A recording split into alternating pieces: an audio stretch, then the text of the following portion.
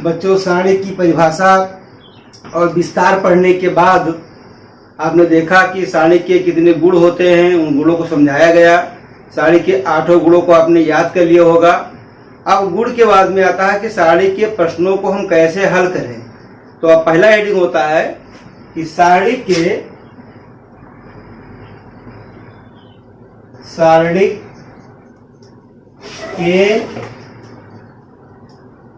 प्रश्नों को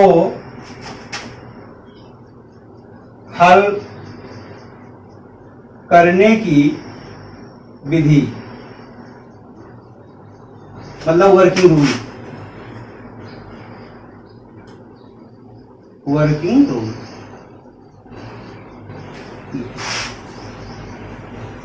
कि सारणी के प्रश्नों को कैसे हल किया जाए, क्या स्टार्ट किया जाए। तो सारणी के गुणों का अध्ययन करने के बाद आपने देखा होगा कि उसमें बताया गया है कि कहीं कॉलम को हम जोड़ देते हैं, कोई परिवर्तन नहीं होता है, कहीं रो को जोड़ते हैं, कोई परिवर्तन नहीं होता है, और R1, R2, R3, C1, C2, C3 के सापेक्ष हम विस्तार करते तब भी कोई परिवर्तन नहीं होता है। ये सभी गुणों का यहाँ पर प्रयोग होगा। तो सबसे पहले काम ये होता है कि सारणी के गुणों की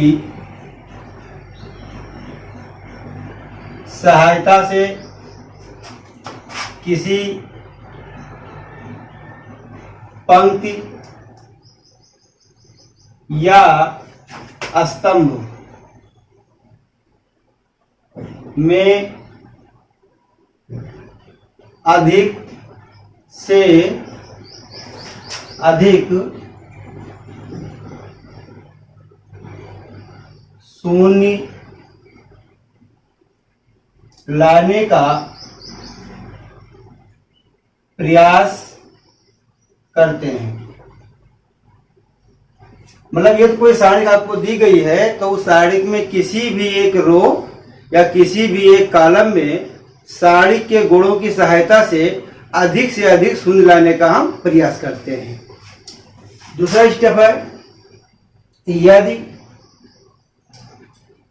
किसी सारणी के एक पंक्ति या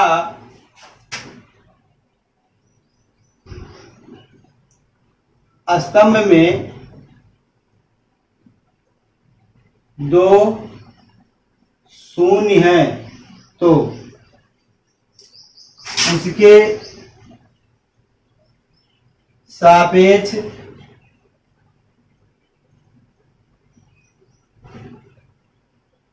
विस्तार करने पर तृतीय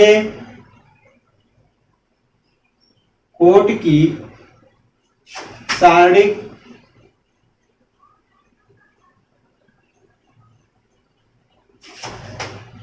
द्वितीय कोट में बदल जाती है।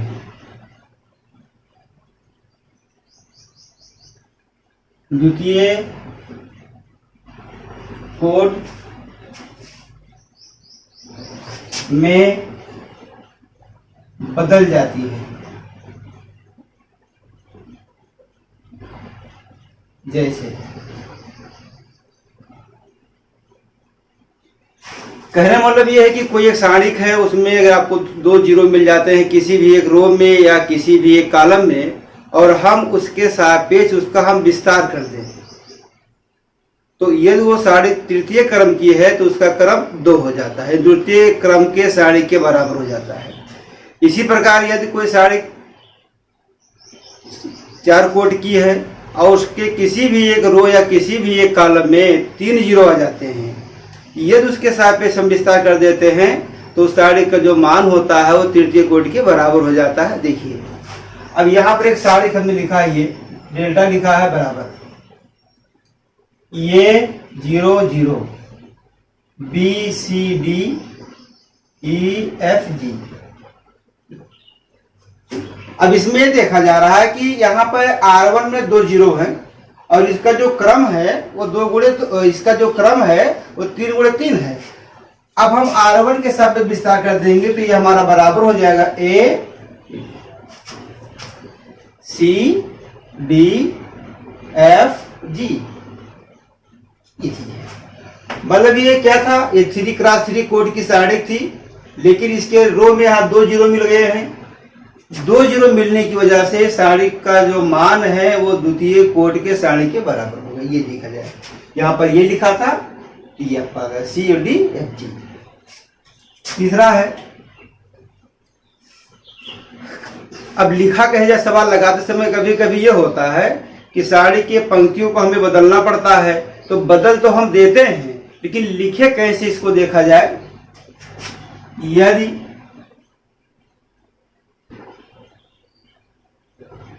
सारणी की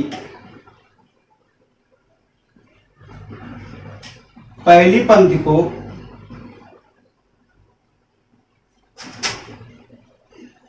पहली पंक्ति और दूसरी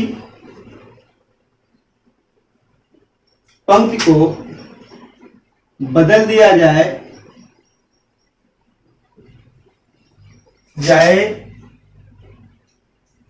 तो इसे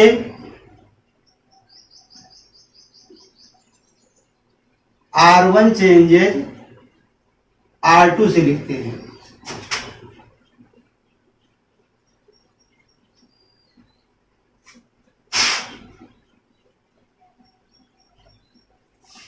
मतलब सारणी में कहीं भी R1, R2, R3 को आपस में हमें चेंज करना हो तो कैसे लिखेंगे, तो हमने लिखा कि R1 और R2 को आपस में चेंज करना है तो R1 चेंजेस R2 आप ऐसे लिखेंगे। या मान लीजिए कि प्रथम पंक्ति में दूसरे पंक्ति के संगत अवयव को जोड़ना है। प्रथम पंक्ति में दूसरे पंक्ति के संगत अवयव को जोड़ना है तो इसको कैसे लिखेंगे, इसको हम ऐसे लिखेंगे R1 changes R1 plus R2। या कभी कभी ऐसा होता है कि दूसरे या तीसरे पंक्ति के अवयवों को किसी निश्चित संख्या से गुणा करते हैं और गुणा करने के बाद में R1 या R2 में जोड़ देते हैं तो इसको हम ऐसे लिखते हैं। जैसे मान लिया जाए कि दूसरे पंक्ति के अवयव को हम K से गुणा कर दे रहे हैं और गुणा करके R1 में हम जोड़ते हैं तो इस घटना को लिखा जाएगा R1 changes R1 plus K R2। कभी कभी ऐसा होता है कि R1, R2, R3 तीनों को हम एक साथ में ही जोड़ देते हैं और उसको R1 में लिख देते हैं या R2 में लिख देते हैं या हम R3 में लिखते हैं तो इसको हम ऐसे लिखेंगे कि R1 changes R1 plus R2 plus R3। तो जो काम यहाँ पर हम R के लिए कर रहे हैं, मतलब जो हम पंक्ति के लिए कर रहे हैं, यही काम कॉलम के लिए भी होता है। यदि हम चाहें तो C1 को भी हम चेंज कर दें C2 में तो C1 चेंजेस C2 या C2 के सभी अवयवों को 2 से गुणा करके और C1 में लिखा जाए तो इस घटना को हम ऐसे लिखेंगे कि C1 changes C1 plus 2 C2। या C1, C2, C3 तीनों को हम जोड़ दें और जोड़ करके मान लिया जाए कि C2 में लिखा जाए तो इसको हम ऐसे लिखेंगे कि C2 changes C1 plus C2 plus C3 ऐसे लिखा जाएगा। मतलब जो काम रो के लिए होता है वही काम पंक्ति के लिए भी होता है। अब एक बात और यहाँ पर ध्यान देना है कि एक साथ में 3x3 कोड के सारणी में हमें 2 रो या 2 कॉलम को ही चेंज करना है। ऐसा नहीं है कि उसमें एक साथ में हम R1, R2, R3 तीनों को बदल दें।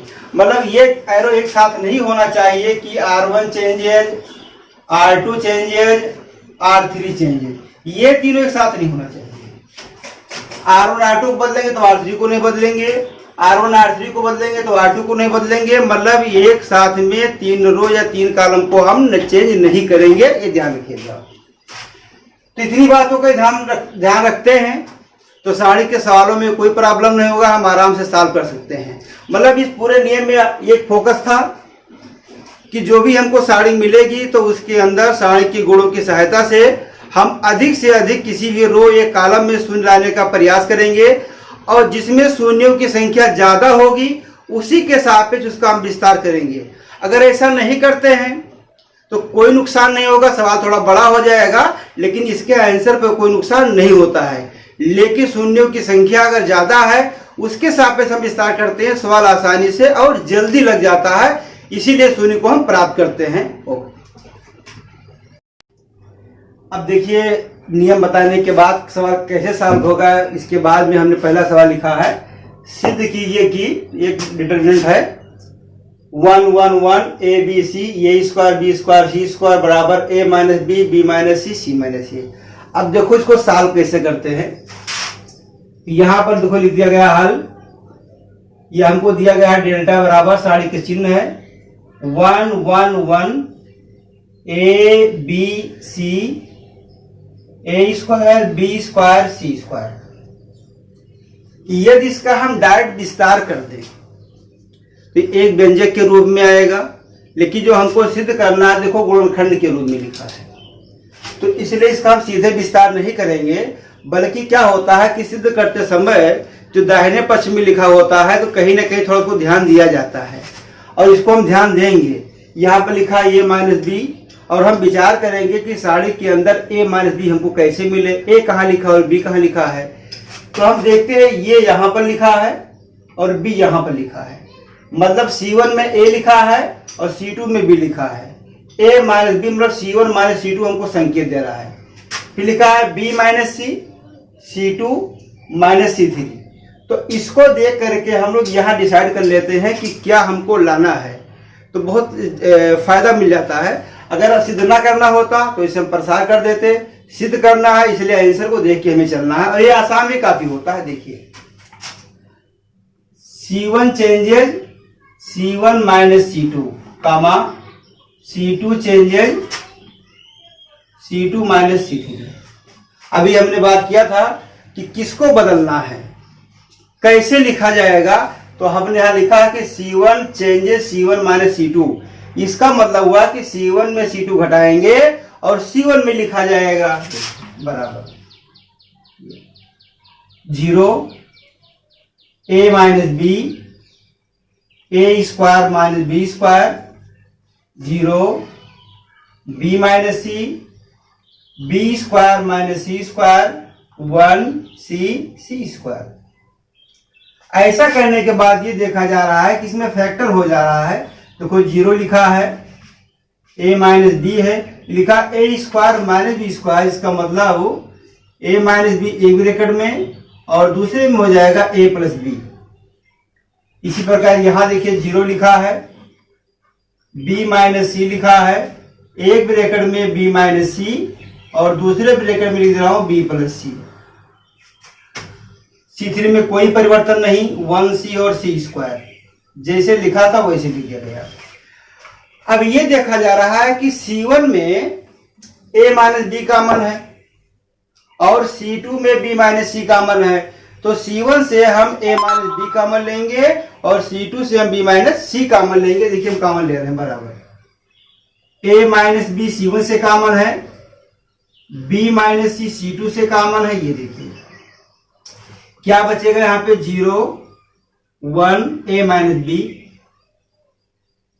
0 1, क्योंकि हमने यहाँ पे a माइनस बी कॉमन लिया है तो बचेगा a plus B, b minus C common लिया गया है तो बचेगा b प्लस सी 1 सी स्क्वायर। जैसा कि नियम बताया गया था कि अगर तृतीय कोड की सारिक है उसके किसी भी एक पंक्ति या किसी भी एक रो में 2 शून्य मिल जाता है तो उसी के सापेक्ष हम विस्तार करते हैं। और हम यहाँ पर देख रहे हैं कि R1 में 2 0 है, तो इसलिए यहां पर हम लिख देंगे R1 के सापेक्ष विस्तार। तो इस तरह से यहां पर हम लिखेंगे a माइनस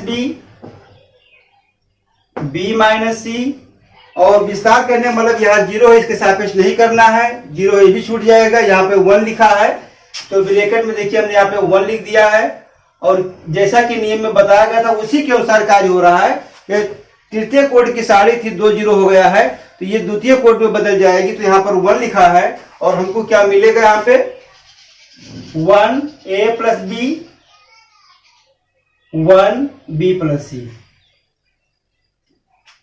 बराबर a minus B, b minus C. सारी का विस्तार कैसे होता है, मान कैसे निकाला जाता है आपको बता चुके हैं। इसका गुणा यहां से होगा, पॉजिटिव होता है। इसका गुणा यहां से होता है, निगेटिव में होता है। मतलब गुणा करने के बाद जब प्लस चिन्ह आता है तो माइनस लगाते हैं, और माइनस आता है तो प्लस लगाते हैं। 1 का मल्टीप्लाई यहां से होगा, b प्लस सी माइनस ए minus B.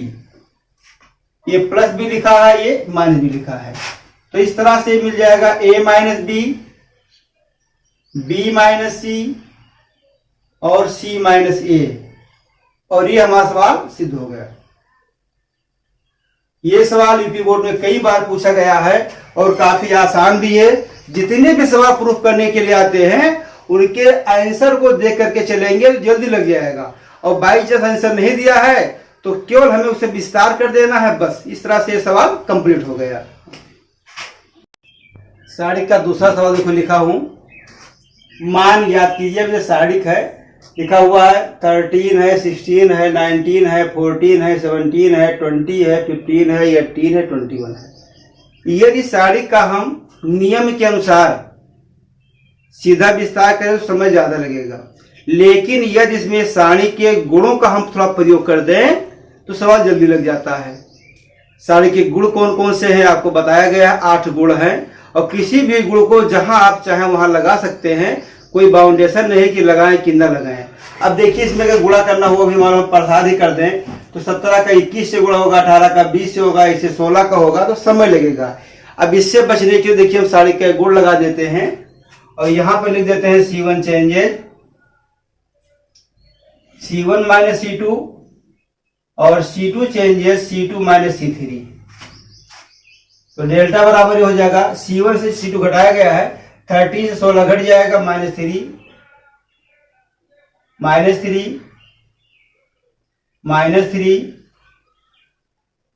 C2 changes C2 minus C3। मतलब C2 के सभी अवयव में से C3 के संगत अवयव को घटाया जाएगा और C2 में लिखा जाएगा, यहां यह बताया गया है। तो 16 से 19 घटेगा तो -3 19, 20 और 21। जैसे इसको लिखा जाता है तुरंत वहां पे सारणी का गुण आके खड़ा हो जाता है और ये कहता है कि C1 में तो लिखा है -3 C2 में लिखा है -3 और सारणी में गुण बताया गया था कि यदि किसी सारणी के अंदर कोई भी 2 रो या कोई भी 2 कॉलम के संगत अवयव बराबर हैं तो सारणी का मान 0 होता है। तो इसलिए बिना विस्तार किए इसको हम 0 लिख देंगे, लेकिन हम कारण बता देंगे कि इसमें ऐसा हुआ है कि C1 और C2 आपस में बराबर है। तो C1 C2 बराबर थे, इसलिए विस्तार करने की कोई जरूरत नहीं है, इसका मान 0 होगा। तो इस तरह से सवाल सॉल्व हो गया। सवाल नंबर 3 देखा जाए। कहा है सिद्ध कीजिए a plus B plus 2c c a b plus c plus 2a b b c plus a plus 2b बराबर 2a plus b plus c का होल क्यूब। काफी इंपॉर्टेंट सवाल लिया हूं, देखिए कैसे सॉल्व होता है ये हल।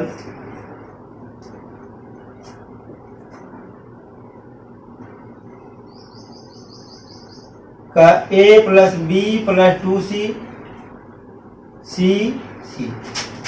a b plus c plus 2a b b c plus a plus 2b। अभी पहले हमने बताया था कि प्रूफ करते समय इसका जो दाहिना पक्ष होता है थोड़ा ध्यान रखा जाएगा। यहाँ पर लिखा है a plus B plus C.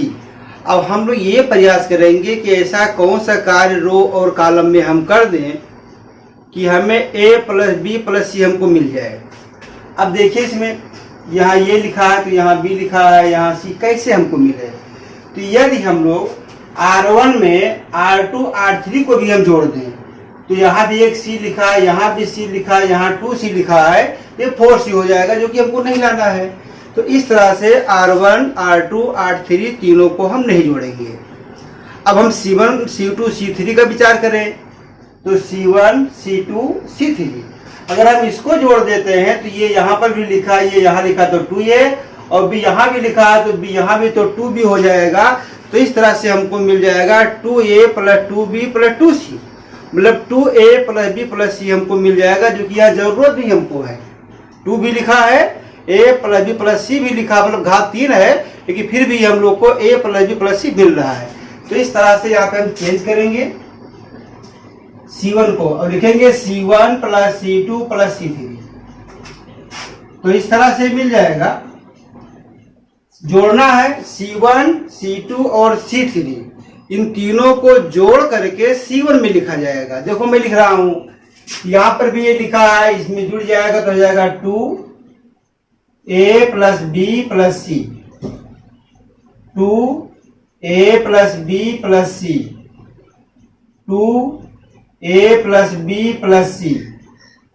C2 और C3 में कोई परिवर्तन नहीं, जैसे लिखा वैसे लिखा रहेगा। A B plus C plus 2A, A B B C plus A plus 2B। फिर देखते हैं ऐसा करने के बाद कुछ कॉमन हुआ। देखिए C1 से कॉमन हमको मिल रहा है 2A plus B plus C, C1 से कॉमन है, मतलब ये C1 है, इसे बाहर निकाल दिया जाएगा। क्या मिलेगा 1 1 1, ये B plus C plus 2A, A B B C plus A plus 2B। अब देखिए यहाँ भी 1 लिखा है, 1 लिखा है, 1 लिखा है, अभी भी हम सीधे विस्तार नहीं करेंगे।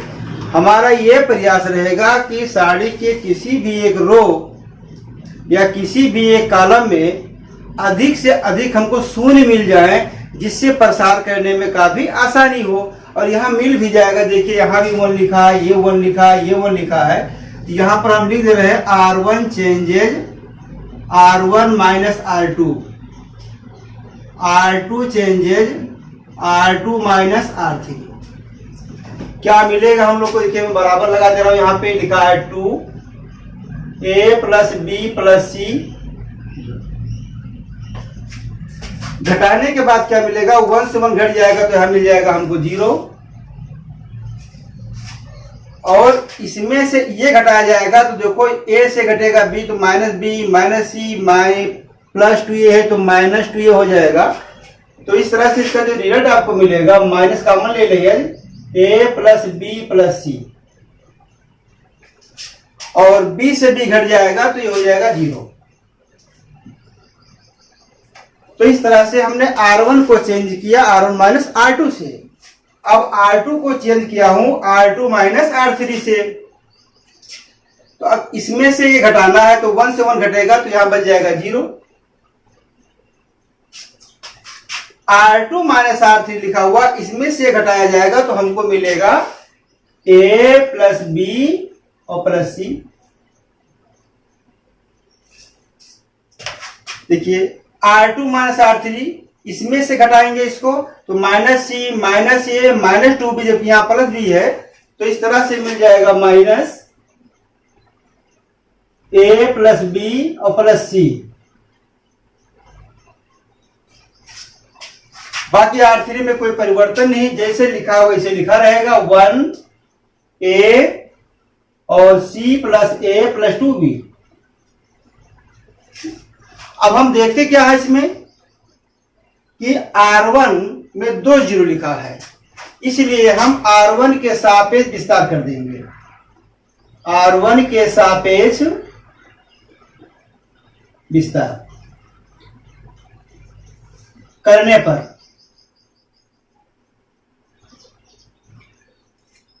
क्या मिलेगा हमको? देखिए आपने R1 लिखा है, R1 नहीं रहेगा, ये C1 है। क्यों?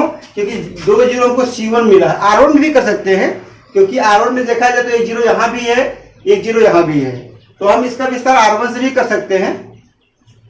C1 में भी तो 0 है, तो हम C1 से भी कर सकते हैं, चाहे हम R1 से करें या हम C1 से, कोई नुकसान नहीं, C1 से लिखा है। तो C1 के सापेक्ष विस्तार करने पर क्या मिलेगा, 2a प्लस बी प्लस सी, जैसे लिखा वैसे रहेगा। अब इसके बाद देखिए, यहाँ ये 0 है, कोई मतलब नहीं, 0 है, कोई मतलब नहीं, यहाँ 1 लिखा है, तो इससे ये एलिमेंट छूट जाएगा और ये छूट जाएगा। क्या बचेगा, देखिए ये minus a plus B plus C 0, a plus B plus C minus a plus B plus C. अब ये 2 क्रॉस 2 में हो गया। यदि आप चाहे तो इस 1 को यहाँ पे लिख दे, हमने नहीं लिखा है। यदि आप चाहे तो यहाँ पे ब्रैकेट में 1 को भी आप लिख दे कि यहाँ 1 लिखा हुआ था, ठीक है। अब ये 2 क्रॉस 2 में हो गया, तो 2 क्रॉस 2 के साड़ी का मान कैसे निकालते हैं, कई बार हम निकाल चुके हैं। इसका गुणा यहाँ से होगा, इसका गुणा यहाँ से होगा, क्योंकि इसका गुणा जब यहाँ से होगा, यहाँ 0 लिखा तो ये 0 हो जाएगा, यहाँ माइनस और यहाँ माइनस से गुणा हो जाएगा तो प्लस, और जो संख्या ये लिखा वही ये लिखा है, मतलब a प्लस बी प्लस सी का होल स्क्वायर हो जाएगा। तो इस तरह से मिलेगा 2a प्लस बी प्लस सी, और ये हमको मिल जाएगा a प्लस बी प्लस सी का होल स्क्वायर। तो इस तरह से पूरा जो कंप्लीट आंसर हुआ a प्लस बी प्लस सी का हो गया वो क्यूब। तो इस तरह से सिद्ध हो गया।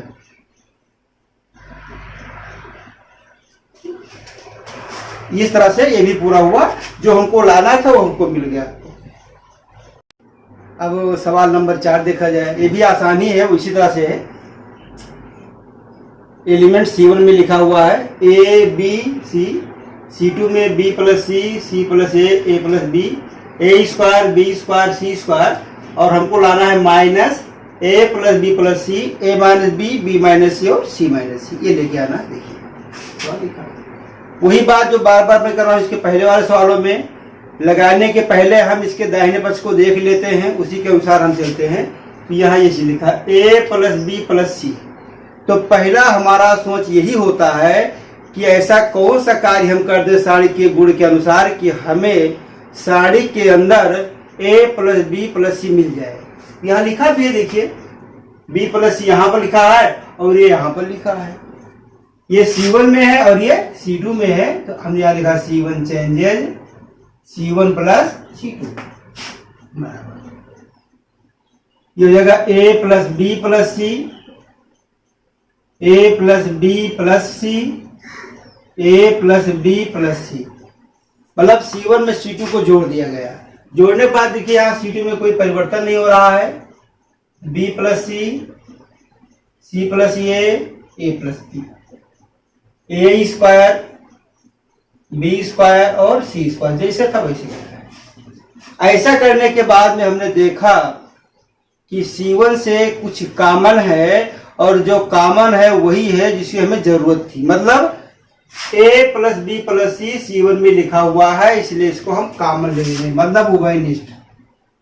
तो a प्लस बी प्लस सी जब हम कॉमन ले लेंगे तो क्या बचेगा, देखिए यहाँ पर 1 1 1, यहाँ पर b plus C, c plus a plus B, ये square b square c square.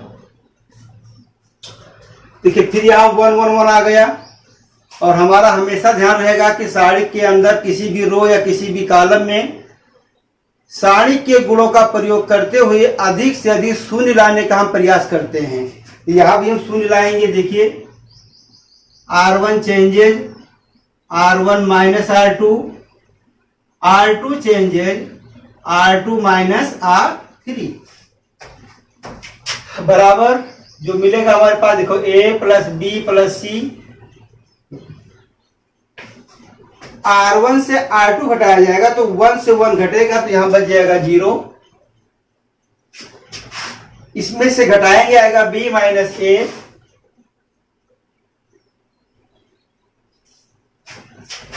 a square minus B square. यदि आप चाहें तो b माइनस a को आप ऐसा भी लिख दे माइनस a माइनस बी, वही चीज है, a square minus B square. R2 minus R3 तो 1 से 1 घट जाएगा, यहां पे 0, घटाया जाएगा इसमें से, तो ये से कैंसिल हो जाएगा, सी माइनस बी, तो मार्क्स को बाहर कर दे रहे हैं यहाँ पे, तो बी माइनस सी, और ये लिखा है B square minus C square, 1 A plus B C square. अब इसमें देखिए लिखा है A square minus B square, इसका मतलब होता है A plus B A minus B, B square minus C square मतलब B plus C B minus C, तो बी माइनस सी यहां पर भी है और बी माइनस सी यहां, तो बी माइनस सी कॉमन हो जाएगा, ये माइनस बी ये प्लस बी है, तो ये माइनस बी हम कॉमन ले लेंगे, मतलब R1 से ए माइनस बी कॉमन और R2 से बी माइनस सी हम कॉमन ले रहे हैं। ए प्लस बी प्लस सी पहले से लिखा है और R1 से हमने कॉमन लिखा है ए माइनस बी, R1 से कॉमन लिखा गया और R2 से है बी माइनस सी। R1 से कॉमन लेने के बाद क्या मिलेगा आपको 0 माइनस 1, यहां मिलेगा a plus B, 0 minus 1 B plus C, 1 a plus B और सी स्क्वायर। हम देख रहे हैं यहां पर कि C1 में हमें 2 0 मिल रहा है। देखिए साड़ी का क्रम का तृतीय कोटि का है, तो तृतीय कोटि के साड़ी में किसी भी रो या किसी भी कॉलम में ये तो 2 0 मिल जाता है तो वो साड़ी का मान द्वितीय कोटि के रूप में बदल जाता है, अभी लिखाया गया है। वैसे भी हम इसका विस्तार कर दे रहे हैं C1 के सापेक्ष। देखिए C1 के सापेक्ष विस्तार करने पर, विस्तार करने पर क्या हो जाएगा, देखिए यहाँ पे a plus B plus C पहले से लिखा है, a minus B B minus C विस्तार, तो क्या आएगा इसके अंदर -1 -1 a प्लस बी और b प्लस सी बराबर a plus B plus C, a minus B B minus C. अब ये देखिए द्वितीय कोटि की सारिक है, कई बार यूज हो चुका है। प्रसार देखिए इसका गुणा यहां से होगा तो minus B minus C plus A plus B, क्या हुआ इसमें माइनस बी है ये लिखा है प्लस बी लिखा है, बराबर ये लिखा है A plus B plus C A minus B B minus C और यहां पे लिखा है ए माइनस सी। जब हमने अपने आंसर को देखा तो यहाँ पे माइनस लगा है, तो घबराने की कोई जरूरत नहीं है, इसको हम मिलाएंगे। ए प्लस बी प्लस सी यहाँ भी लिखा है और यहाँ भी लिखा है। देखिए ये स्टेप ये मिल गया, A minus B A minus B B minus C B minus C, तो कोई यहाँ पे लिखा है सी माइनस ए और आपका जो आंसर आया है ए माइनस सी, मतलब इसमें माइनस को कॉमन लेंगे तो बराबर क्या हमने माइनस कॉमन ले लिया तो ये बन जाएगा ए प्लस बी प्लस सी ए minus B B minus C और ये हमारा हो जाएगा सी माइनस ए। तो इस तरह से जो है ये भी हमारा सवाल प्रूव हो गया। देखिए आंसर हमारा आ गया है, अब इसको हमने लिखा कि ये हमारा सिद्ध हुआ। अब देखिए इस क्वेश्चन को, ये भी लास्ट ईयर बोर्ड में था, ये कई कंपटीशन में भी आ चुका है। देखिए इसको लिखा है कि A square plus 1 A B A C A B B square plus 1 B C A C B C C square plus 1 plus A square plus B square plus C square. अब हमने भी कहा था कि जो है उत्तर को देख करके ही चला जाता है, तो यहाँ पर लिखा है 1 plus A square plus B square plus C square. अब साड़ी के अंदर ऐसा हम कौन सा कार्य कर दें, किस रो या किस कॉलम को आपस में जोड़ दें या घटा दें या गुणा भाग कर दें कि हमको ये मिल जाए, तो जवाब मिलता है कि ऐसा कुछ नहीं आप कर पाएंगे कि जिससे आपको ये मिल जाए। मतलब R1 R2 R3 को आपस में जोड़ने पर या घटाने पर या C1 C2 C3 को आपस में जोड़ने पर या घटाने पर ये हमको नहीं मिलेगा। मतलब पूर्ण रूप से जो भी नियम बताया गया था इस पे फेल होता है। तो ऐसी स्थिति में क्या होता है, आपको साड़ी के गुणों को नहीं लगाना है, सीधे साड़ी के नियम के अनुसार इसका विस्तार कर देना है, जैसे पहले किया गया था। देखो ये अब हम विस्तार कर दे रहे हैं, किसके सापेक्ष, किसी की भी सापेक्ष, R1 के सापेक्ष विस्तार करने पर। अब इसे हम R1 के सापेक्ष विस्तार कर दे रहे हैं। तो R1 का जो एलिमेंट लिखा देखिए, ये स्क्वायर प्लस 1 नियम के अनुसार, ये देखिए क्या मिलेगा यहाँ पे, तो B square plus 1 B C और C square plus 1 minus A B,